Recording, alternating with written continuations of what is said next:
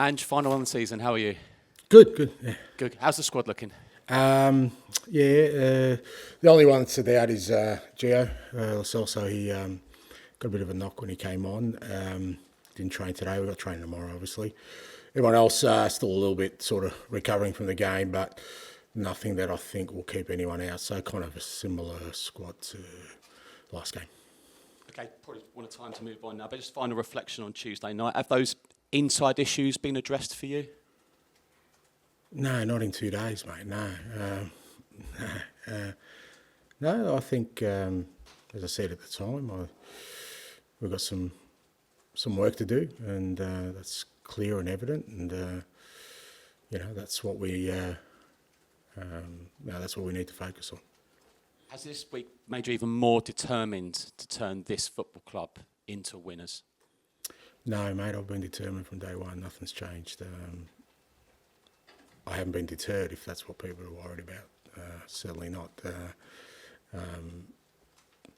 It's. I think when you accept the role, you accept the challenge of that role, and nothing that's happened in the last 2 weeks has changed my view on, how we go about that. So, but I also believe that you have to know where you're at.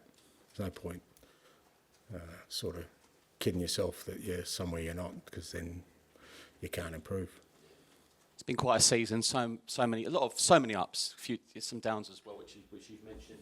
How do you expect the club and the players, the club in general, to look in maybe 12 months' time? Look, it's hard to say because, as I said the other night, I think we've made progress, but there's obviously still a long way to go in sort of believing that progress is entrenched in the team we're going to be next year. But the flip side of that is that, I've said recently that there's a part of me that thinks it's pretty exciting as well, because for a lot of these guys, they've set a pretty decent level of performance in their first or second year with us, and if there's growth there, then I think it'll make us a better football club next year. And I certainly feel like we'll be starting well ahead of where we were at the start of this year for sure. Where that takes us next year will be dependent on how we deal again with whatever challenges we have. I know you want to bring trophies to this club. One of your former clubs, Celtic, sealing the title this week. Just a quick word on them. No, I love it, mate. Yeah, brilliant. Great people, great manager, great staff, great footballers, unbelievable club. And I watched the game and I know, because I've experienced how they would have felt at that final whistle, and then going back to Celtic Park late at night. It's a pretty special place, and credit to them. It was a difficult year for sure for Brendan and the guys, but when it mattered, when it counted, they stood up, and couldn't be happier for everyone there. Been a pleasure. Speak to you in August. Thank you, bud. Charlie. Hi, Ange. I interviewed Dejan Kulusevski yesterday, and he said, yes, the players are hurting because, you haven't been able to qualify for the Champions League. But he said, nothing great is created in one season, and there'll be plenty of positives to take away into the summer. How does it make you feel when you're hearing that kind of review from one of your players? Look, I guess it's important that obviously the players are the most important component in all this, irrespective of kind of my ideas or what I feel, needs to improve. It does need buy-in by the players. I think we've had that for the most part. I guess my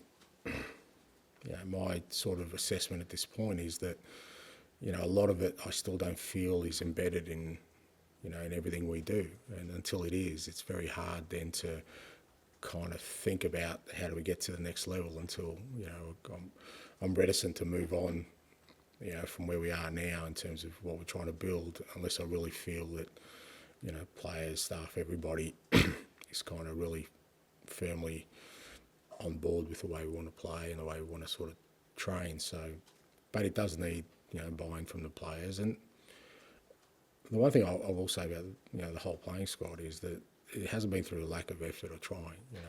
They've given their all this year. We have tangible physical data that shows us that there isn't a game where they haven't spent it all out there. It's just that sometimes, we haven't got reward for it. Obviously, it's been such a busy season. You've got this game on Sunday, and then, of course, you go to Australia next week. But for yourself, your first season managing in the Premier League, when will you have the time to really reflect on how the season has gone for you, and how would you reflect on it?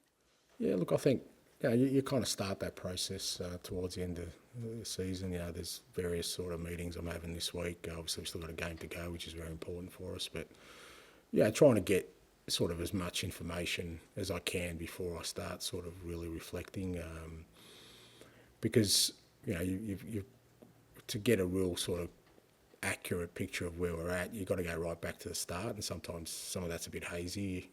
So it's important you get all the right information, talk to the people who've been there since the beginning, coaches, staff members, players, and sort of collate all that, and then when the season's done, sort of take my own time to sort of go through it methodically and sort of give myself an accurate picture of where we're at, so that when we come back for pre-season, we're in a space where we can hit the ground running. And finally, from me, I know you said on Tuesday after the game that you hadn't seen Rodrigo Bentancur's reaction when he came off. Have you felt the need to speak to him? Have you seen it? Have you spoken to him since then? Yeah, I saw it. Yeah, I saw it. We had a chat about it, and look, he's a passionate guy. He was angry, but I don't think that's the way you react, and he understands that, and so it wasn't the biggest issue of the night for me, that's for sure. Hi, Ange. Did he say what he was particularly annoyed about? Well, he just wants to win, mate. So, he wanted to be out there to help the team to win. And, he doesn't like it. And, felt like he wanted to be out there fighting, and that was taken away from him. I wanted to ask you about VAR. Sorry, I know you've been asked about this a million times this season, but there's talk that there's going to be a vote for it to be scrapped. Where do you stand on that? Oh. I mean, I know how you feel about VAR, but would you? Okay. Now It's presented your first with press conference, Charlie?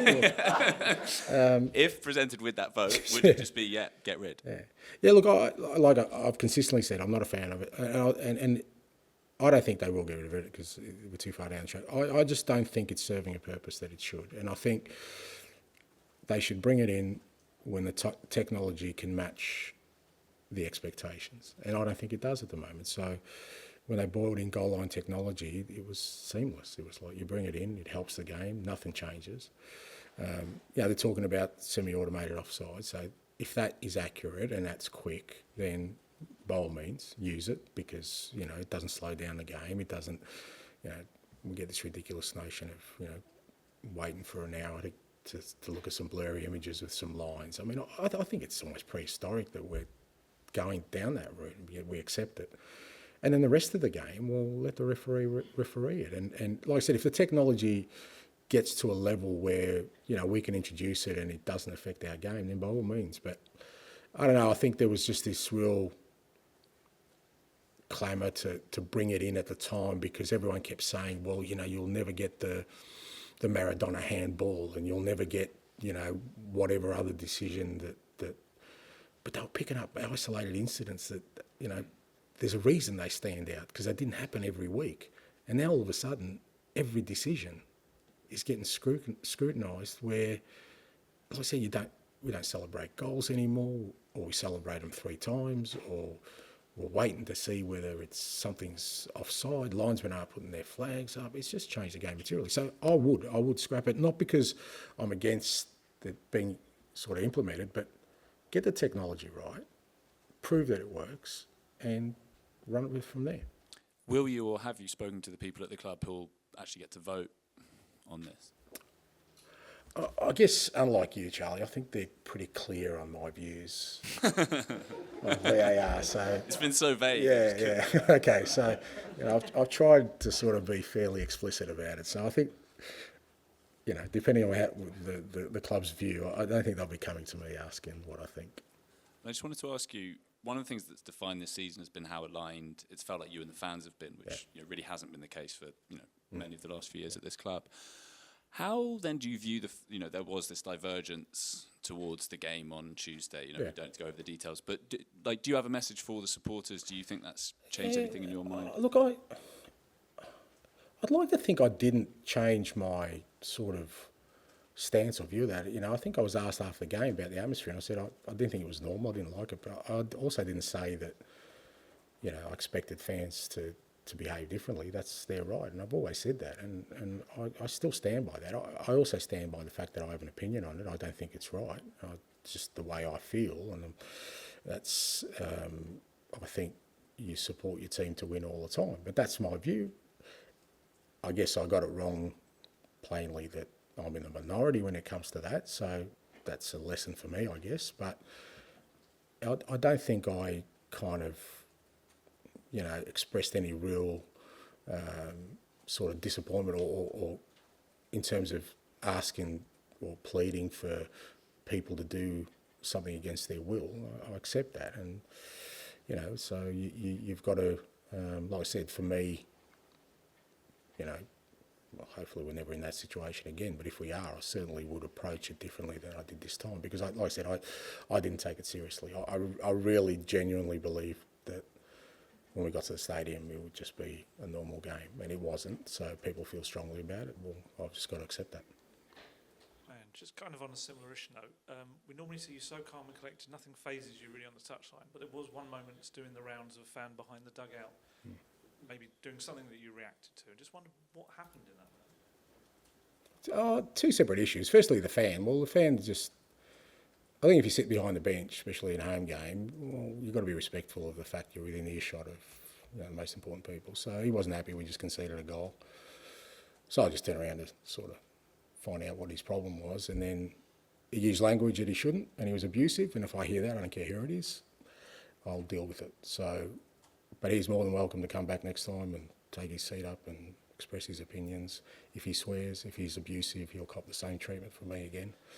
But at the same time, you also feel, well, mate, I cop it on opposition grounds every week. Can I give me a break at my home ground, you know? So, but I was, look, and I'll try and explain it this way. That's probably the worst experience I've had as a football manager in a game, because once I realised that I got it wrong in terms of what the atmosphere was going to be like and what people felt, I got a real anxiety within me of what happens if Man City, who are the best team in the world and who were disposing of teams quite easily in the lead-up, for Brighton, for wherever they played, that scored 15, 16 goals the last 4 games. What if we play as well as we can, but they beat us 5-0? I got in cold sweats thinking about people questioning my integrity and the people I work with. Even watching the game back, there was a comment somebody mentioned to me in the commentary saying, "Oh, Tottenham are having a real go here." Now, you're laughing about it, but that's 26 years of my life. I'm a very, if nothing else, people should know about me. I love this game, you know, and I'm very principled.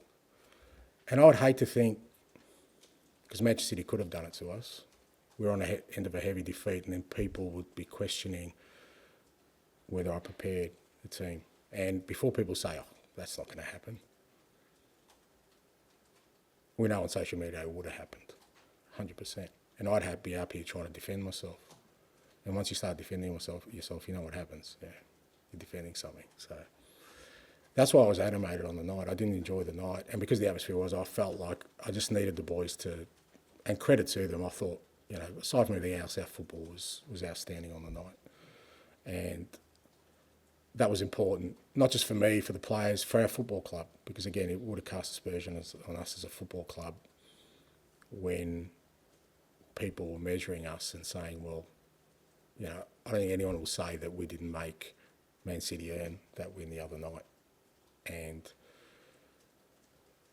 it could have gone a very different way without anything changing from us, just by Man City being Man City. One of those players, Rodrigo Bentancur, obviously, aside from the moment with him in the dugout, did you feel, maybe especially before the yellow card, that was more like the Bentancur maybe we're going to get next season? Yeah, look, he was, look, I thought the whole team was fantastic, but he was, and I think he felt that, and that's why he got frustrated. But look, part of the issue for us has been this year, you know, it's kind of what I spoke about after the game in more specific terms, is we've had a real lack of discipline this year around our football. Early in the year, it was mainly red cards and yellow cards. It cost us really badly. And towards the end of the year, it's just been a lack of discipline to really stick to our football principles. There's been too many times where we've let ourselves down in that and we've paid a price. And the goal they scored was a little snapshot of that, of Rodrigo giving the ball away. And then because of that, he wanted to make amends, but he's already on a yellow card, so he can't bring the guy down. So we're paying for two bits of ill discipline against a team that's very disciplined, and then they just go do what they do. They have their moment, they score their goal. So I thought, as painful as it was a good moment for us to really crystallise, like I said, after the game, because I think, again, I was obviously very, I wasn't happy after the game because we lost again, but when you asked me about foundations, I couldn't sit there and be disingenuous and say that our foundation's strong. We've lost 5 out of 6 games, big games. That's the reality. So, and part of that's just been the discipline of us. So going back to the question earlier about it being embedded, that's where I think we still got a long way to go. On that topic, you mentioned earlier, not just the players maybe haven't all bought in entirely yet, but also staff. Is that an area where there maybe could also be some changes as well as playing the squad for next season? Yeah, well, it's funny because I said changes, a few weeks back. People just assume that means people leaving. It doesn't. It just means changes. Just means the way we work, bringing more people in, different people in. I've got a much better picture of sort of the environment now and what we need, and so the club's been really supportive to say, well, whatever you need, extra resources, different kinds of people to bring in. Doesn't mean people are necessarily leaving. It's just, the club's really been real supportive about that. And the whole buying thing is not that people don't want to. It just takes time because,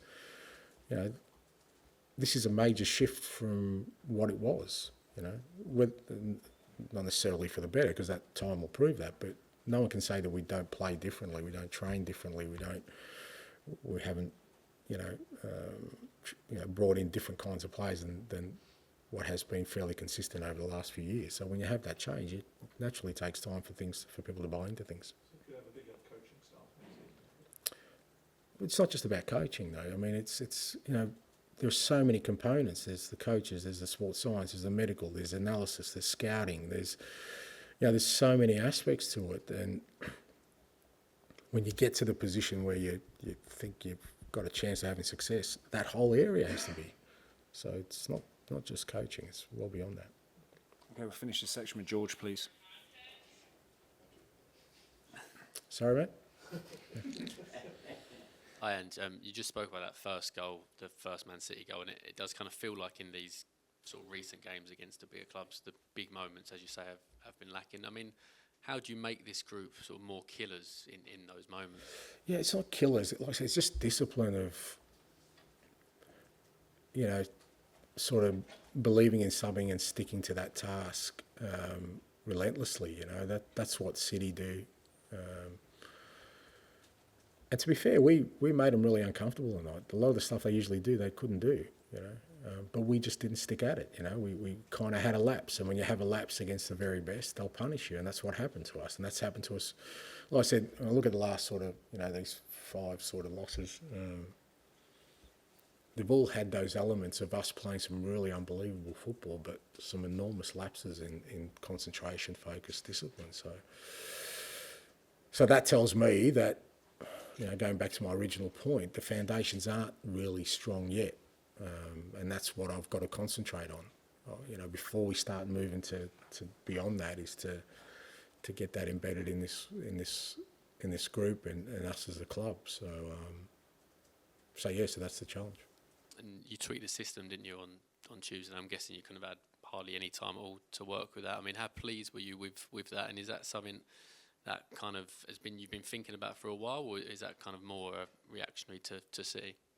No, it's, I've always said that, in my career anyway, necessity is the mother of invention, mate. So I'm always kind of on that. I mean, it's probably one of the biggest sort of misconceptions about me that I'm You know, I've got just one plan. I've used every system in the world in my career, mate. And often during games, often during seasons, often, you know, so I play with just about every formation you can. And I just thought, we're obviously a bit short up front, and I just thought with the way City set up and the way we wanted to play tonight, just having the extra midfield, and particularly Pape, because he's got so much energy and running capacity, but he's also a quality footballer that, you know, we could sort of, like I said, the idea was to make them uncomfortable and I'd give them something that they weren't expecting. And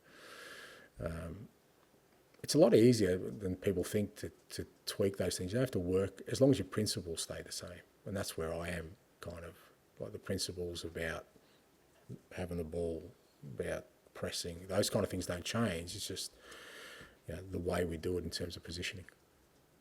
And just kind of a final one, the sort of Spurs fan base has come a little bit under attack in recent days.